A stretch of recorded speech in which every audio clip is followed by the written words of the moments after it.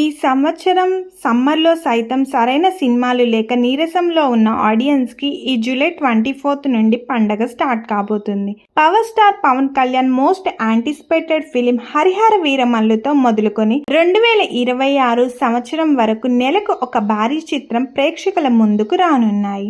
July 31న Vijay Deverakonda Kingdom వస్తుండగా August 14న రజనీకాంత్, లోకేష్ కనగరాజ్ల కూలీ మూవీ వస్తుంది.